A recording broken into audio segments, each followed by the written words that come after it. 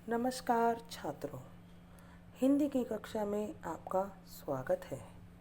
आज हम व्याकरण का एक महत्वपूर्ण विषय करने जा रहे हैं जिसका नाम है संधि। संधि का सामान्य अर्थ क्या होता है? जोड़, मेल, समझौता। कि संधि का अर्थ क्या है? जोड़, मेल, समझौता।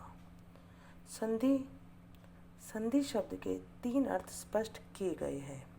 इसके अतिरिक्त व्याकरण की दृष्टि से संधि का अर्थ है वर्णों में मेल। क्या है? वर्णों में मेल।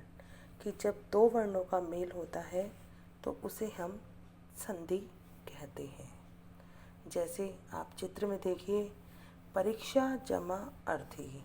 तो जब पिछली कक्षा में हमने वर्ण विच्छेद करना सीखा था। अगर हम वर्ण विच्छेद करते हैं तो परीक्षा में जो बाद में बचता है वह होता है आ, और पहले अर्थी में ए जो पहला वर्ण है। जब हमने इन दोनों का मेल किया तो बन गया आ, और आ मिलने से इन दोनों का क्या अर्थ बना? परीक्षार्थी। क्या बना? परीक्षार्थी। फिर है भानु जमा उदय। भानु में आपका जो पहला वर्ण, पहले शब्द का आखिरी वर्ण आएगा वह होगा उ, और दूसरे का पहला भी उ है तो बन गया उ, तो बन गया भानुद्य। फिर वार्षिक में आ और उत्सव में ओ, तो ये बन गया ओ, तो बन गया वार्षिकोत्सव। तो उपयुक्त उदाहरणों से स्पष्ट हो रहा है कि परीक्षा का आ तथा अर्थी का अ के आसपास होने के कारण जो परिवर्तन उच्चारण मिलाकर आ हो गया। इसी तरह भानु का ओ तथा उदय का ऊ मिलाकर ऊ तथा वार्षिकोत्सव हो गया है। तो हो गया है कि जब हमने आ में ए को जोड़ा तो बन गया आ, जब ऊ में ऊ को जोड़ा तो बन गया ऊ, और जब हमने ए में ऊ को जोड़ा तो बन गया ओ, तो में हो गया है। तो 2 शब्द या शब्दांश जब परस्पर मिलते हैं तो उनके मिलने से स्वर तथा व्यंजन में जो परिवर्तन आता है उसे हम संधि कह सकते हैं। कि उसे हम क्या कह सकते हैं? संधि। अब इसकी संधि की परिभाषा देखिए। 2 वर्णों के परस्पर मेल से उत्पन्न विकार, विकार क्या होता है? परिवर्तन। परिवर्तन को संधि कहते हैं। कि 2 वर्णों के परस्पर मेल से, कि जो समास होता है, समास में क्या होता है? 2 शब्दों का मेल होता है, लेकिन संधि में 2 वर्णों का मेल होता है।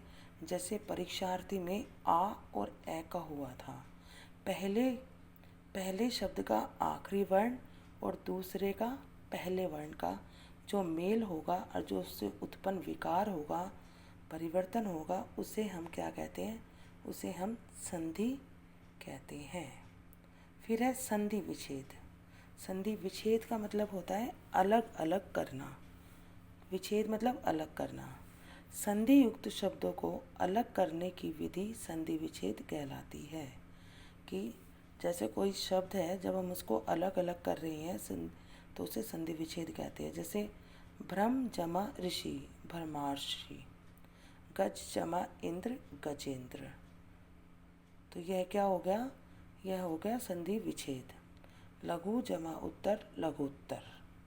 तो इस तरह से संधि विच्छेद होता है जब एक पूरा शब्द होता है और हम उसको 2 भागों में बांटते हैं तो उसे संधि विच्छेद कहते हैं।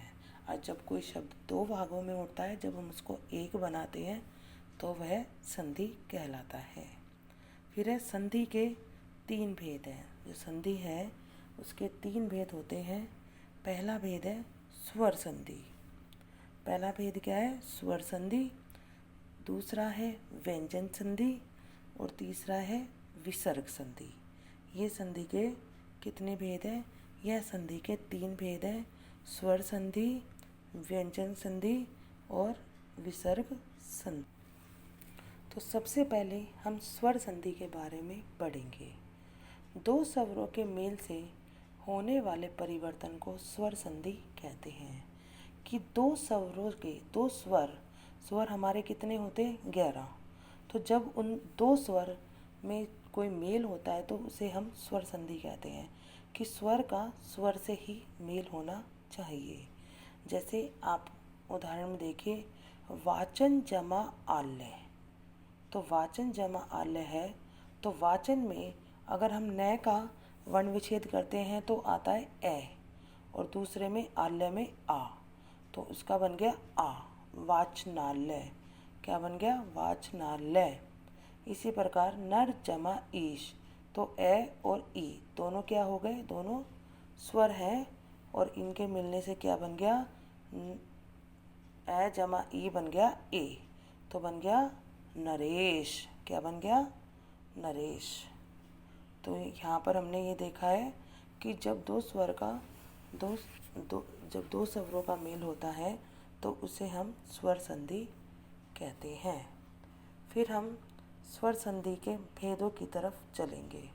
स्वर संधि के 5 भेद होते हैं: दीर्घ संधि, गुण संधि, वृद्धि संधि, यण संधि और अयादि संधि। ये संधि के 5 भेद हैं। कौन कौन से? दीर्घ संधि, गुण संधि, वृद्धि संधि, यण संधि और अयादि संधि। तो ये आपके क्या है? दीर्घ संधि, ये संधि के भेद हैं। तो दीर्घ संधि क्या होती है? जब ह्रस्व या दीर्घ ए ई ऊ के बाद कर्मन से हस या ई ऊ आए तो दोनों के मेल पर दीर्घ संधि कहते हैं। कि जब आपका दीर्घ स्वर मतलब कि उसका दीर्घ बनता है, मतलब बड़ा बनता है। जैसे ए जमा में आ तो बना आ, जैसे सत्य जमा में अर्थ बना सत्यार्थ। तो ई, जैसे ई जमा ई तो बन गया ई, तो मुनि जमा इंद्र बन गया मुनिंद्र। कि दीर्घ संधि में हमेशा जो बड़ा वाला होता है दीर्घ, वह स्वर बनता है। फिर है गुण संधि।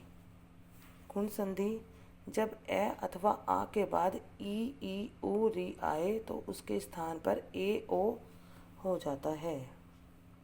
जैसे नर जमा इंद्र, तो ए जमा ई तो बन गया ए।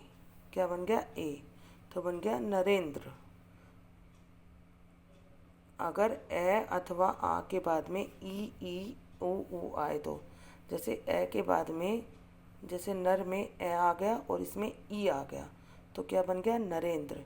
शुभ में ए आ गया और ई हो गया तो बन गया शुभेच्छु। नर में ए आ गया और बन गया ई तो बन गया नरेश।